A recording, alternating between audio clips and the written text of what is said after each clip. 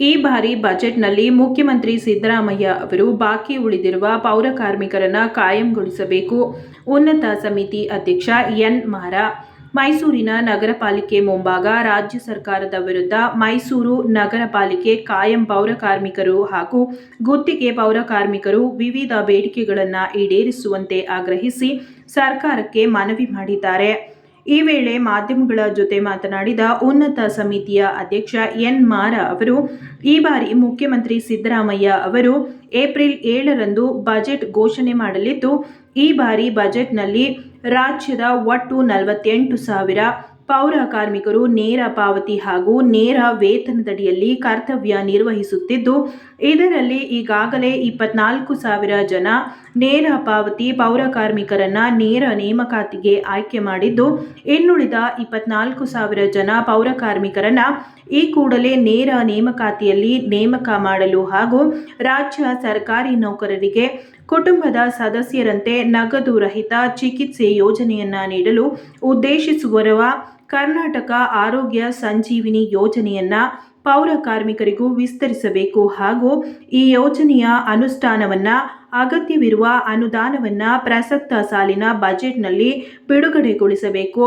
ಒಳಚರಂಡಿ ಪೌರ ಕಾರ್ಮಿಕರನ್ನ ಕೂಡ ಕಾಯಂಗೊಳಿಸಬೇಕೆಂದು ರಾಜ್ಯದ ಮುಖ್ಯಮಂತ್ರಿ ಸಿದ್ದರಾಮಯ್ಯ ಅವರಿಗೆ ಮಾಧ್ಯಮಗಳ ಮೂಲಕ ಮನವಿ ಮಾಡಿಕೊಂಡಿದ್ದಾರೆ.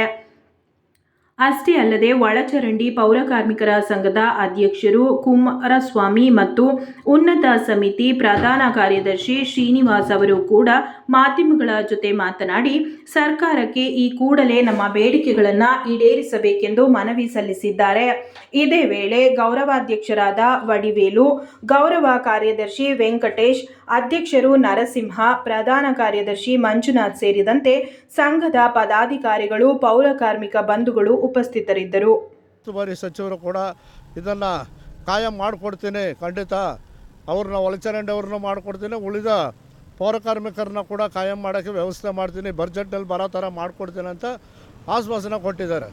ನಾವು ಹೋರಾಟದ ಮುಖಾಂತರ ಮಾಡೋಣ ಅಂತ ಇದ್ದವು.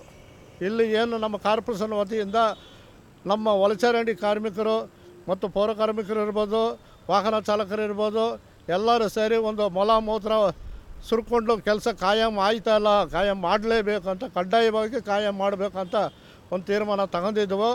ಅಷ್ಟರಲ್ಲಿ ಮೈಸೂರು ಜಿಲ್ಲಾ ಉಸ್ತುವಾರಿ ಸಚಿವರು ಕರೆದುಬಿಟ್ಟಿದೆ, ನೀವು ಆ ಥರ ಎಲ್ಲ ಮಾಡೋಕ್ಕೆ ಹೋಗಬೇಡಿ, ನಿಮ್ಮದು ನಾವು ಬೇಡಿಕೆನ ಈಡೇರಿಸ್ಕೊಡ್ತೀನಿ, ನನಗೆ ಈ ವಿಷಯನೇ ಗೊತ್ತಿಲ್ಲ ಅಂತ ಹೇಳಿದ್ರು. ಈ ಥರ ಮಾಡಿಕೊಡ್ಲೇಬೇಕಾಯ್ತು ಕಡ್ಡಾಯವಾಗಿ, ಇಲ್ಲ ನಾವು ಹೋರಾಟ ಮಾಡಬೇಕಾಯ್ತದೆ ಅಂತ ಹೇಳಿದ್ದಕ್ಕೆ ಈ ಬಜೆಟ್ನಲ್ಲಿ ಸೇರ್ಸೋಕ್ಕೆ ವ್ಯವಸ್ಥೆ ಮಾಡ್ತೇನೆ ಅಂತ ಹೇಳಿದ್ದಾರೆ. ಖಂಡಿತ ಮಾಡಿಕೊಡ್ಬೇಕಂತ ನಮ್ಮ ಬೇಡಿಕೆ. ಆಗಿಲ್ಲ ಅಂದರೆ ಇಡೀ ಕರ್ನಾಟಕ ರಾಜ್ಯದಂತ ನಾವು ಕೂಡ ಎಲ್ಲ ಕಾರ್ಮಿಕರ ಸಂಬಂಧಪಟ್ಟ ಮಾತಾಡಿ ಎಲ್ಲರ ಜೊತೆಲಿ ಚರ್ಚೆ ಮಾಡಿ ಈಗಾಗಲೇ ಸರ್ಕಾರ ಮಟ್ಟಕ್ಕೆ ಗಮನ ಸೆಳೆದಿದ್ದೀವಿ. ಏನೋ ಈ ಸರಿನೂ ನಮಗೇನು ನ್ಯಾಯ ಸಿಕ್ಕಿಲ್ಲ ಅಂದರೆ ನಮ್ಮ ಹೋರಾಟಗಳಿದ್ದೇ ಇರ್ತದೆ. ನಾವು ಖಂಡಿತ ನಾವು ಎಲ್ಲರೂ ಸೇರಿ ನಾವು ಒಳಚರಂಡಿ ಇರ್ಬೋದು ಅಥವಾ ವಾಹನ ಚಾಲಕರು ಇರ್ಬೋದು ಅಥವಾ ಪೌರ ಕಾರ್ಮಿಕರ ಬೇಡಿಕೆಗಳಿರ್ಬೋದು, ಕಡ್ಡಾಯ ನಾವು ಹೋರಾಟ ಮಾಡೇ ಮಾಡ್ತೀವಿ. ಮತ್ತು ಏನು ಇವಾಗ ನೇರ ಪಾವತಿಯಲ್ಲಿ 48 ಜನ ಪೌರ ಕಾರ್ಮಿಕರು ಸತ್ತೋಗ್ಬಿಟ್ಟಿದ್ದಾರೆ. ಅದ್ರ ಬಗ್ಗೆ ಯಾರು ಗಮನ ಹರಿಸ್ತಲ್ಲ. ಸರ್ಕಾರದಲ್ಲಿ ಹೇಳಿದ್ರೆ ಆಯಿತು ಆರ್ಡ್ರ್ ಮಾಡಿದ್ದೀನಿ ಅಂತಾರೆ, ಏನು ಪ್ರಯೋಜನ ಆಯ್ತಲ್ಲ. ಅದನ್ನು ಕೂಡ ಮಾಡಿಕೊಡ್ಬೇಕಂತ ಈ ಸಂದರ್ಭದಲ್ಲಿ ಕೇಳಿದ್ದೀವಿ. ಮತ್ತು ಮನೆಗಳು 158 ಮನೆ ಈಗಾಗಲೇ ರಾಜೀವನಗರದಲ್ಲಿ ಕಟ್ಟಿ ಮುಕ್ಕಾಲು ಭಾಗ ಆಗೈತೆ. ಎಲ್ಲ 3 ಲಕ್ಷ ಕಟ್ಟಾಗಿ ವ್ಯವಸ್ಥೆ ಮಾಡಿಕೊಡಿ ಅಂತ ಕಾರ್ಪೊರೇಷನ್ನಿಂದ ಆದೇಶ ಮಾಡಿದ್ರು ಹೋದ ಕಮಿಷನರು. ಅದೇ ರೀತಿಗೆ ನಾವು ಕಟ್ತಾಯಿದ್ದೀವಿ. ಮತ್ತು ಈ ಕಡೆ ನಂಜನಗೂಡು ಈ ಸೈಡು ಕ್ಯಾರ್ಚೇತ್ರ ಸೈಡು ಕೂಡ 150 ಮನೆ ಕಟ್ಟಲೇಬೇಕಂತ ಕೇಳ್ಕೊಂಡಿದ್ದೀವಿ. ಮತ್ತು ಪೌರ ಕಾರ್ಮಿಕರ ಕಲ್ಯಾಣ ಮಂಟಪ ಕೂಡ ಕಟ್ಟಬೇಕಂತ ಕೇಳ್ಕೊಂಡಿದ್ದೀವಿ. ಅದನ್ನು ಕೂಡ ಮಾಡ್ತೀನಿ ಅಂತ ಹೇಳಿದರು. ಅಷ್ಟರಲ್ಲಿ ಕಮಿಷನರ್ ಬದಲಾವಣೆ ಆಗಿದ್ದಾರೆ. ಈಗ ಬಂದಿರೋ ಕಮಿಷನರ್ ಜೊತೆಯಲ್ಲಿ ನಾವು ಚರ್ಚೆ ಮಾಡಿ ನಮ್ಮ ಬೇಡಿಕೆಗಳನ್ನ ಈಡೇರಿಸಿದ್ರೆ ನಮ್ಮ ಹೋರಾಟ ಕಡ್ಡಾಯವಾಗಿ ಮಾಡ್ತೀವಿ ಅಂತ ಈ ಸಂದರ್ಭದಲ್ಲಿ ಕೇಳಿ ನನ್ನ ಮಾತುಗಳನ್ನ ಮುಗಿಸ್ತಾ ಇದ್ದೀನಿ. ಸರ್, ನನ್ನ ಹೆಸರು ಕುಮಾರಸ್ವಾಮಿ, ಮೈಸೂರು ಮಹಾನಗರ ಪಾಲಿಕೆ ಒಳಚರಂಡಿ ಹಾಗೂ ಪೌರ ಕಾರ್ಮಿಕರ ಸಂಘದ ಅಧ್ಯಕ್ಷರು.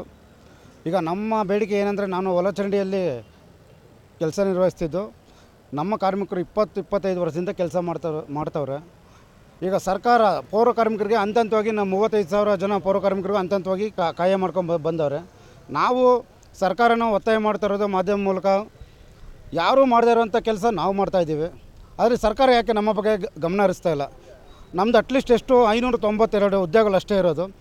ಅದನ್ನು ನೀವು ಭರ್ತಿ ಮಾಡಿಲ್ಲ, ನೇರ ನೇಮಕಾತಿ ಮಾಡಿಲ್ಲ ಅಂದರೆ ನಮ್ಮನ್ನು ಎಷ್ಟು ಶೋಷಣೆ ಒಳಗಡೆ ತಳ್ತಾ ಇದ್ದೀರಾ ಅನ್ನೋದೇ ನಮ್ಮ ಪ್ರಶ್ನೆ.